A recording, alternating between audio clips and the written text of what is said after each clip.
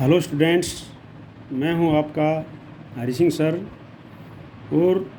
मैं आज आपको पढ़ा रहा हूं 10वीं क्लास की सोशल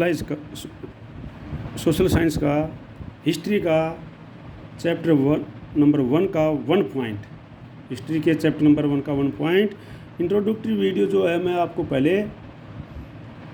भेज चुका हूं और ये जो है हिस्ट्री का 1 चैप्टर का द 1 पॉइंट है। चैप्टर हिस्ट्री का है the rise of nationalism in Europe और उसका जो है नंबर 1 पॉइंट है ये है the French revolution and the idea of nation. The French revolution and the idea of nation ये है आपका नंबर 1 पॉइंट। तो इसमें हम पढ़ेंगे कि भाई हमने उसमें क्या पढ़ा, हम क्या पढ़ रहे हैं, हम पढ़ रहे हैं कि भाई नेशनलिज्म की भावना यूरोप के अंदर कैसे आई। तो हम अब पहले वीडियो में पढ़ रहे हैं कि भाई जो फ्रेंच रिवॉल्यूशन थी उससे और आइडिया ऑफ नेशन से किस प्रकार जो आइडिया ऑफ नेशन प्रभावित हुआ है। फ्रेंच रिवॉल्यूशन से आइडिया ऑफ नेशन, नेशन की भावना यूरोप के अंदर किस प्रकार से उसका इफेक्ट पड़ा और किस प्रकार से वो लोगों में प्रभावित हुई और उसका क्या इफेक्ट पड़ा फ्रेंच रिवॉल्यूशन से। तो फ्रेंच रिवॉल्यूशन के बारे में आप लोग पहले पढ़ चुके हो कि भाई 9th क्लास में पढ़ चुके हो, तो दोबारा से इसके बारे में थोड़ा सा इंट्रोडक्शन फ्रेंच रिवॉल्यूशन के बारे में है तो मैं आपको करा रहा हूँ उसको। ये है आपका the first clear expression of nationalism came with the French revolution in 1789। जो यूरोप के अंदर पहली फर्स्ट क्लियर एक्सप्रेशन जो आई थी नेशनलिज्म की वो आई थी फ्रेंच रिवॉल्यूशन 1789 के द्वारा। फ्रेंच रिवॉल्यूशन 1789 के द्वारा जो हमारी आई थी। France as you world remember was a full fledged territorial state in 1789 under the rule of an absolute monarchy. आपको पता है कि 1789 के अंदर आप लोग पढ़ चुके हो कि फ्रांस जो था एक क्या था, फुल फ्लैज मतलब पूरी तरह से एक एब्सोल्यूट मोनार्की राजा के अंदर अधीन था, मतलब एक मोनार्की के अंदर था, वहाँ पर मोनार्की शासन था और उसका नाम था लुइस 16। तो 1789 में आपको पता है कि पूरा का पूरा जो फ्रांस था वो एक मोनार्की के अंदर मोनार्की शासन करता था वहाँ पर। The political and constitution changes that come in the wake of the French Revolution lead to the transfer of sovereignty from the monarchy to the body of French citizen। तो उस समय जो था सारा का सारा जो चेंजिंग हुआ, द पॉलिटिकल और संवैधानिक जो बदलाव आए, चेंजिंग हुआ, वो कब आए, किसके कारण, जागरूकता के कारण, किसी जागरूकता के कारण, वेक ऑफ फ्रेंच रिवॉल्यूशन, फिर फ्रेंच रिवॉल्यूशन की जागरूकता के कारण आए, जिसके कारण था पूरा का पूरा ट्रांसफ़र हो गया किससे, ये पूरा एक मोनार्की के सर्वनिटी से, मोनार्की राजा से एक प्रभुत्व, सर्वनिटी होता है मतलब प्रभुत्व, फ्रॉम मोनार्की के प्रभुत्व से किसके अंदर आ गया, बॉडी ऑफ फ्रेंच सिटीजन के अंदर आ गया। लोगों जो फ्रेंच सिटीजन थे उनकी सरकार बन गई मोनार्की को हटा करके, किसके कारण, फ्रेंच रिवॉल्यूशन के कारण। जैसे आपको पता है कि वहाँ से राजा को लुइस 16 को हटा करके क्या आ गई थी वहाँ पर आ गए थे नेशनल असेंबली, ठीक है नहीं। तो नेशनल असेंबली आ गई, तो इस प्रकार से ये जो है स्टेट असेंबली आ गई थी, स्टेट असेंबली का नाम बदल कर नेशनल असेंबली कर दिया गया था। The revolution proclaimed that it was the people who would फोर्थविथ constitute the nation and save the destiny. और इसके अंदर क्या, इस रिवॉल्यूशन के अंदर क्या कर दिया गया था कि भाई आज के बाद इस नेशन का जो भाग्य निर्माता होंगे या इसको जो भी बनाने वाले होंगे, कॉन्स्टिट्यूशन बनाने वाले होंगे, वो कौन होंगे, यहाँ की जनता होगी, पीपल होंगे वहाँ के, ठीक है नहीं। यहाँ के निर्माता, नेशन के भाग्य निर्माता या उसकी सरकार बनाने वाले लोग होंगे, ना कि कोई राजा होगा, मोनार्क होगा। फ्रॉम द वेरी बिगिनिंग, शुरू में क्या हुआ था, French revolutionaries introduced various measures and practice that could create a sense of collective identity among the French people। शुरू में लोगों के द्वारा जो क्या किया गया था, बहुत सारे मेजर्स किए गए थे, उनके द्वारा बहुत कार्य किए गए थे लोगों के द्वारा, फ्रेंच रिवॉल्यूशन के द्वारा, जिन्होंने लोगों को, फ्रेंच पीपल को एक आइडेंटिटी, एक होने के लिए क्या, कलेक्टिव आइडेंटिटी, एक सामूहिक आइडेंटिटी के रूप में उनको प्रेरित किया गया था लोगों को कि भाई आप लोग जो है सारे के सारे एक कलेक्टिव आइडेंटिटी हैं, सारे के सारे फ्रांसीसी लोग हैं और हम सारे के सारे हमारे को सत्ता करने का अधिकार है। द आइडिया ऑफ पैट्री, और क्या उसके अंदर क्या लाया गया था, द आइडिया ऑफ ला पैट्री, ला पैट्री का आइडिया मतलब द फादरलैंड, कि भाई जो है ये हमारी फादरलैंड है और हम सारे इसके क्या हैं, idea of la patrie and le citizen, le citizen का मतलब सिटीजन, कि हम जो है ये हमारी पितृभूमि है, फादरलैंड है और हम इसके नागरिक हैं। एम्फेसिस्ड the nation of United community enjoying equal right under a constitution, और उस पर प्रभाव डाला गया था, एम्फेसिस किया गया था, प्रभाव डाला गया था कि हम सारे के सारे इकट्ठे होकर कम्युनिटी होंगे और सारे के सारे सब की कम्युनिटी, सारा समुदाय जो है बराबर के अधिकारों का, इक्वल राइट्स का संविधान के अंदर सबको प्रदान किया जाएगा और सभी उसका एंजॉय करेंगे, तो सभी को जो है इक्वल राइट्स दिए जाएंगे। ये उसमें लोगों को समझाया गया था फ्रेंच रिवॉल्यूशन के द्वारा। ये न्यू फ्रेंच फ्लैग, एक नया फ्रेंच फ्लैग लगाया गया था जिसका टेरी कलर था, ये किस में क्या था, फ्रेंच रिवॉल्यूशन में किया गया था। एक न्यू फ्रेंच फ्लैग लिया गया था, the Terry colour,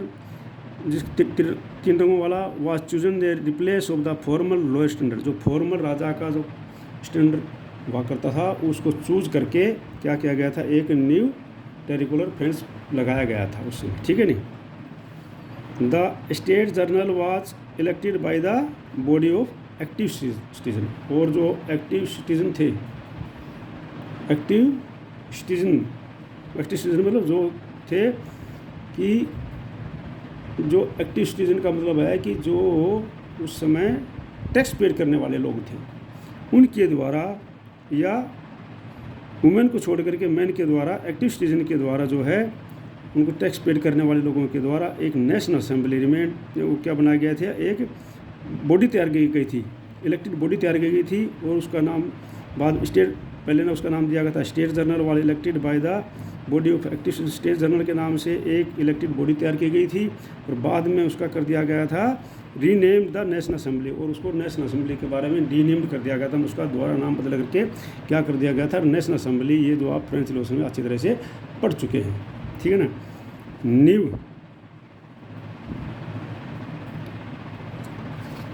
new hymns were composed, नए नए जो है सलोन्स, नए नए गीत लिखे गए थे, oaths टेकन्स,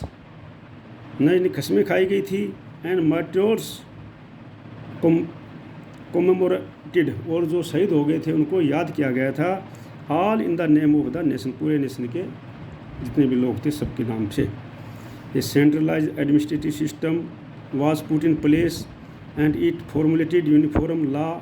for all citizens within the territory, और पूरी की पूरी टेरिटोरी के अंदर, पूरे राज्य के अंदर एक सेंट्रलाइज सिस्टम लागू किया गया था और एक सब के लिए, एक कानून के सामने सब बराबर, सारे नागरिकों के लिए एक सेंट्रलाइज सिस्टम और कानून एक बराबर का अधिकार दिया गया था। Internal custom duties and dues were abolished, जो इंटरनल कस्टम ड्यूटी थी और जो कर थे उनको क्या कर दिया गया था, अबोलिस्ट कर दिया गया था, मतलब हटा दिया गया था। And a uniform system of weight and measures was adopted, और सारे के सारे जगह एक यूनिफॉर्म सिस्टम, मतलब एक ही वेट नापने का तरीका एक और वज़न करने का एक ही तरीका, वेट एंड मेजर नापने और वज़न करने का एक ही सिस्टम लागू कर दिया गया था, क्योंकि उससे पहले जो था हर एक सिटी में अलग अलग नापने का तरीका होता था। कई सिटी में जो है अगर आप 1 मीटर कपड़ा लेंगे तो कई सिटी में आपको 800 सेंटीमीटर मिलेगा, किसी सिटी में आपको 900 सेंटीमीटर मिलेगा। इसी प्रकार से अगर आप 1 kg कुछ आइटम लेंगे तो कहीं पर आपको 700 ग्राम मिलेगा, उसमें कहीं आपको 800 ग्राम मिलेगा। तो लेकिन ये सब को हटा कर क्या कर दिया गया था, system of weight and measure एक कर दिया गया था। Regional dialogues were discouraged and French it was spoken and written in Paris, और रीजनल डायलॉग्स से जो क्षेत्रीय भाषाएं थी उनको बंद कर दिया गया था और जो फ्रेंच भाषा वहाँ पर लिखी, पेरिस में लिखी और बोली जाने लगी थी। बिकेम द कॉमन लैंग्वेज, और राष्ट्र की एक जो फ्रेंच लैंग्वेज थी कॉमन लैंग्वेज बन गई थी, राष्ट्र की कॉमन लैंग्वेज बन गई थी, ठीक है ना। The revolutionaries further declared that it was the mission and the identity of the French nation to liberate the people of Europe from despotism. मतलब आगे जो रिवोल्यूशनरी थे उन्होंने डिक्लेयर कर दिया था कि भाई ये जो आइडेंटिटी है और ये फ्रेंच रिवोल्यूशन है, नेशन है, इसको बनने के बाद में वेस्ट ऑफ यूरोप है उनको भी इसके बारे में बताया जाएगा, उनको स्वतंत्र कराया जाएगा. इन अदर वर्ड दूसरे शब्दों में हम कहें to help the people of Europe to become nation. दूसरे शब्दों में कह सकते हैं कि फ्रेंच रिवोल्यूशनरी ने ये घोषणा कर दी थी कि भाई हम जो है यूरोप के दूसरे भागों में भी जहाँ पर राजा राज कर रहे हैं फ्रांस के अलावा, वहाँ पर भी उनको एक नेशन स्टेट बनने के लिए और वहाँ पर एक रिपब्लिक सरकार बनने के लिए उनकी मदद करेंगे हम. ये वहाँ पर घोषणा कर दी गई थी. वहन द न्यूज़ ऑफ इवेंट्स, और जब ये समाज इस इवेंट्स की मतलब फ्रांस की क्रांति का न्यूज़ फैला था कहाँ पर, फ्रांस के अंदर जो क्रांति हुई थी इसका जो समाचार जो फैला था reach the different cities of Europe के भिन्न शहरों में फैला था, जहाँ पर students and other member of educated middle classes began setting to Jacobin club. तो स्टूडेंट्स थे और अदर जो मेंबर थे वो एजुकेटेड पीपल लोग क्लास थे मिडिल क्लास के, उन्होंने जैकोबिन क्लब स्थापना शुरू कर दी थी. मैंने आप लोग 9th में जैकोबिन क्लब जो है अच्छी तरह पढ़ चुके हैं, ठीक है नहीं, मैंने पढ़ाया आप लोगों को, ठीक है ना. There activities and campaigns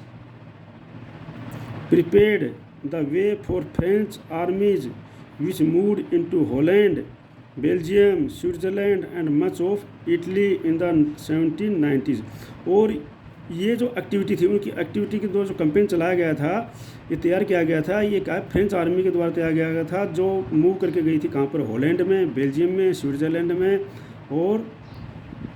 Italy के अधिकतर भागों में, ये 1790 के दशक में. With the outbreak of the revolutionary war, ये रिवोल्यूशनरी वार के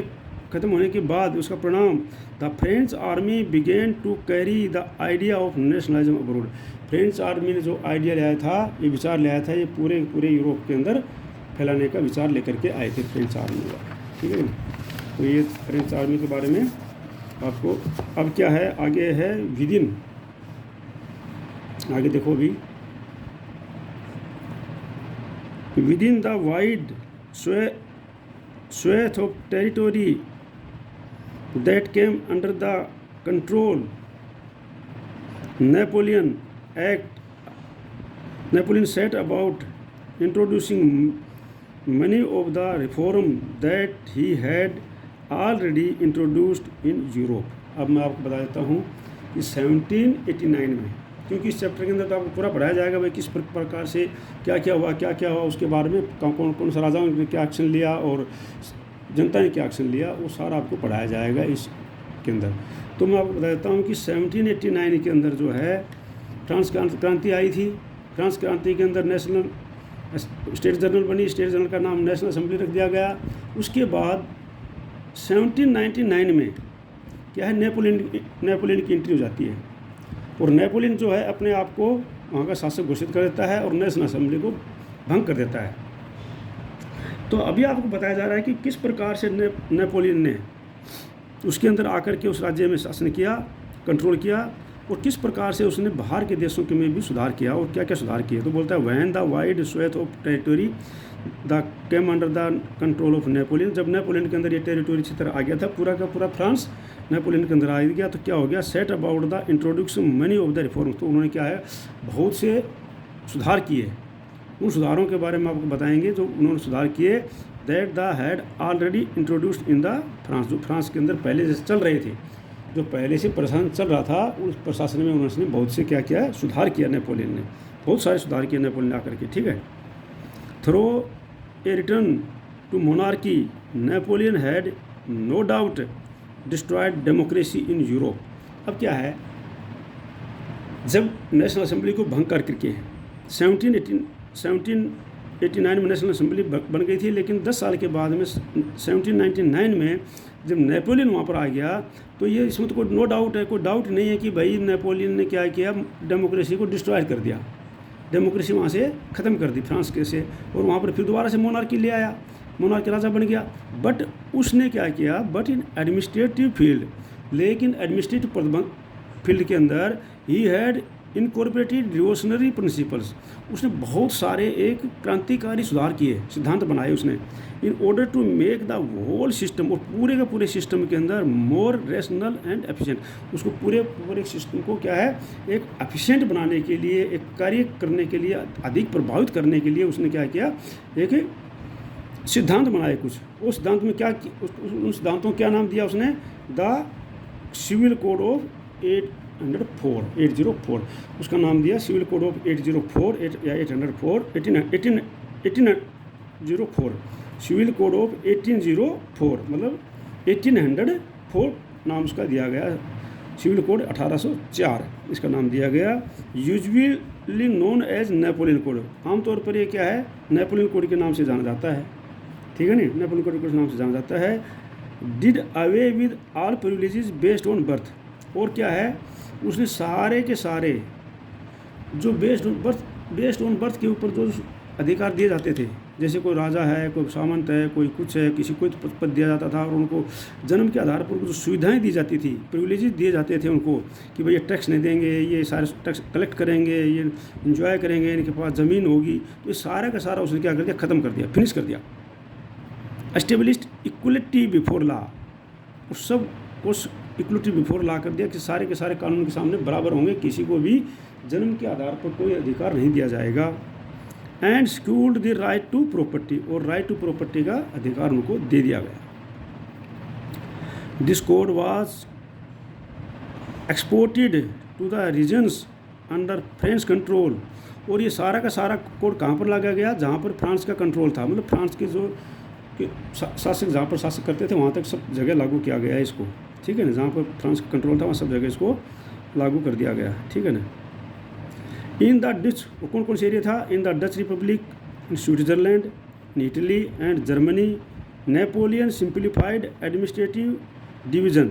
इन सबों के अंदर जो है नेपोलियन अपना एडमिनिस्ट्रेटिव डिवीज़न भेजे गए। अबोलिश द फेडरल सिस्टम, वहाँ पर फेडरल सिस्टम खत्म कर दिया गया। फ्रीड पीजेंट्स, और वहाँ पर जो है किसानों को स्वतंत्र कर दिया, किससे, फ्रॉम सर्फडम से। सर्फडम का मतलब क्या होता है कि सर्फडम जो है एक सामंत हुआ करता था, उसके नीचे ज़मीन होती थी, वो जो सामंत जो है किसानों से काम करवाता था, और उनसे पूरा का पूरा उनकी ज़मीन पर जो भी पैदावार होती थी वो सारा का सारा सामंत और राजा लोगों के पास भेज दिया जाता था, जिन्हें सबको ख़त्म कर दिया, और मॉडर्न ड्यूज जो किसानों को देने पड़ते थे वो सब उनको बंद कर दिए। ये सारा का सारा सुधार किसने किया, नेपोलियन ने किया वहाँ पर। In the towns too guild restriction were remove, और शहरों के अंदर भी जो गिल्ड रिस्ट्रिक्शन थे, गिल्ड रिस्ट्रिक्शन क्या होते थे, जैसे एक शहर से दूसरे शहर में जाते थे तो उनको 5% टैक्स देना पड़ता था, फिर उस शहर से अगले शहर में जब व्यापार करने जाएंगे तो 5% टैक्स वो लेंगे, तो 5% टैक्स जो देना पड़ता था उनको गिल्ड रिस्ट्रिक्शन, एक शहर से दूसरे शहर में जाने के लिए वो सब क्या कर दिया, बंद कर दिया। Transport and communication system were improved, transport और कम्युनिकेशन सिस्टम को क्या किया गया, इम्प्रूव किया गया। ट्रांसपोर्ट और कम्युनिकेशन सिस्टम को क्या किया गया, इम्प्रूव किया गया। Peasants, artisans, workers and new businessman, peasants थे, आर्टिसन थे, वर्कर्स थे और न्यू बिजनेसमैन थे, उनके लिए क्या किया गया, enjoyed a new found freedom, और वो जो है एक नई आज़ादी स्वतंत्रता का उनको मिल गई और उसका वो आनंद उठाने लगे। Businessman and small scale procedure of goods, businessman थे और स्मॉल स्केल प्रोसीजर थे, जो वस्तुओं को प्राप्त प्रोड्यूसर थे, जो बिजनेसमैन और छोटे तौर पर प्रोड्यूसर ऑफ गुड्स, वस्तुओं का जो प्रोड्यूस करने वाले थे। In particular began to realise that uniform laws, और जो यूनिफॉर्म लाज थे उनसे क्या है, उनको बहुत ही अच्छा महसूस होने लगा। And standardise weight and measures, इनसे क्या हुआ, उनको बहुत फ़ायदा हुआ, इनका वो बहुत फ़ायदा उठा गए, क्योंकि जो है पहले क्या है, स्टैंडर्डाइज वेट नहीं था, जब दूसरे जगह जाते हैं बिजनेसमैन, इस सिटी में कुछ और है, अगले सिटी में कुछ और है, तो उनको नुकसान हो जाता था। वेट और मेजर्स स्टैंडर्डाइज नहीं थे। एंड कॉमन नेशनल करेंसी, और क्या था उसमें, कॉमन नेशनल करेंसी भी नहीं थी, सब जगह अलग अलग अपनी अपनी करेंसी चलती थी। तो ये सारे के सारे क्या किया, नेपोलियन ने एक कर दिया, स्टैंडर्डाइज वेट बना दिया, इकट्ठे एक ही वेट लागू कर दिया सब जगह, एक ही मेजर सिस्टम लागू कर दिया सब जगह, कॉमन नेशनल करेंसी कर दी। Facilitate the movement and exchange of goods, और जब एक जगह से दूसरी जगह में वस्तुओं का गुड्स का जो एक्सचेंज करते थे वो लेकर जाते थे उसके लिए, and capital from one region to another, और एक रीजन से दूसरे रीजन के अंदर जो था उन सबको उन्होंने क्या कर दिया, हटा दिया, और इसका सभी को फ़ायदा हुआ, किसको, छोटे प्रोड्यूसर को भी और बिजनेसमैन को भी, इस प्रकार से शहरों में फ़ायदा हुआ। हावेर इन द एरिया कंकर्ड, हालांकि जहाँ जहाँ पर नेपोलियन ने एरिया जीते गए थे, the reaction of the local people to French rule were mixed, local people, जो फ्रेंच के लोकल पीपल था उनका जो एक्शन था वो क्या था, मिक्स था, मिला जुला था, वो क्या था, वो एक्शन था क्या था, मिला जुला था। कैसे मिला जुला था भाई, initially in many places such as Holland, शुरू में बहुत से स्थानों पर, जैसे Holland, Switzerland, as well as certain cities of Brussels, Mainz, Milan and Marseille, the French army were welcome. So शुरू में क्या गया, फ्रेंच आर्मी को स्वागत किया गया। किस लिए स्वागत किया गया भाई, ये जो आ गए as a harbingers of the liberty, कि ये एक आज़ादी के मसीहा के तौर पर उनको स्वागत किया गया कि भाई ये जो है हमारे को आज़ादी दिलाएंगे और हमारे को राजा से भी स्वतंत्र कराएंगे और हमारे को एक राष्ट्र बनाएंगे, और एक मसीहा के तौर पर उनको माना गया शुरू में तो इन जगहों पर। लेकिन बाद में क्या होता है देखो अभी, but the initial enthusiasm soon turn into hostility, लेकिन जल्दी, बट मतलब सून मतलब जल्दी, ये जो था इनिशियल इंथुसिज्म, जो शुरू की जो आरंभिक जो ये भावना थी, ये इंथुसिज्म थी, जो भावना थी लोगों की, ये किस में बदल गई, सून टर्न इनटू हॉस्टिलिटी, ये गुस्से में परिवर्तित हो गई। जो प्रेम की भावना थी वो क्या हो गई, गुस्से में, मतलब उनका विरोधी बन गए शुरू में, जल्दी वो गुस्से में परिवर्तित हो गई। As it became clear the new administrator arrangement did not go hand in hand with political freedom, बोलते उनको पता लग गया कि भाई जो नया एडमिनिस्ट्रेटिव सिस्टम है ये क्या है, उनकी जो पॉलिटिकल फ्रीडम है वो क्या है, ख़त्म कर रहा है। और क्या कारण थे उसको नेपोलियन को विरोध करने का, इंक्रीज्ड टैक्सेशन, और टैक्स जो उन्होंने टैक्स बढ़ा दिए थे, ये भी एक कारण था उसका। और क्या था, सेंसरशिप, उसने सेंसरशिप लगा दी थी किसके ऊपर, प्रेस के ऊपर, अखबारों के ऊपर, कि कोई भी समाचार जो छपेगा वो बिना नेपोलियन से पूछे बिना, उसको दिखाए बिना नहीं छपेगा। Forced conscription into the French armies required to the conquered rest of Europe, और ज़बरदस्ती क्या है, फ्रेंच आर्मी के अंदर लोगों को भर्ती किए जाना, किस लिए, ताकि बाकी बचे हुए यूरोप को भी जीता जा सके, विजय प्राप्त की जा सके, कंकड़ किया जा सके, विजय प्राप्त की जा सके, इसलिए लोगों को विरोध हो गए। All seem to outweigh the advantage of the administrative change, तो जो एडमिनिस्ट्रेटिव चेंजेस था उन सब के ऊपर ये क्या चीज़ पड़ गई, भारी पड़ गई, और इसके कारण लोग उनका विरोध करने लगे और इसीलिए फ्रेंच आर्मी का विरोध होने लगा। तो ये था आपका पहला पॉइंट, जो है फर्स्ट पॉइंट था ये आपका the French revolution and the idea of nation. तो यहाँ पर ये वीडियो पूरा होता है, मैं हर एक पॉइंटों का अलग अलग वीडियो बनाऊंगा आपको अगली बार। अभी पॉइंट नंबर 2 का बनाएंगे, the making of nationalism in Europe, किस प्रकार से यूरोप के अंदर नेशनलिज्म बाकी बाद में हुआ। तो ये दोनों वीडियो आप पढ़ने के बाद में अगला वीडियो भी पढ़ना, वीडियो को शेयर करना, लाइक करना, और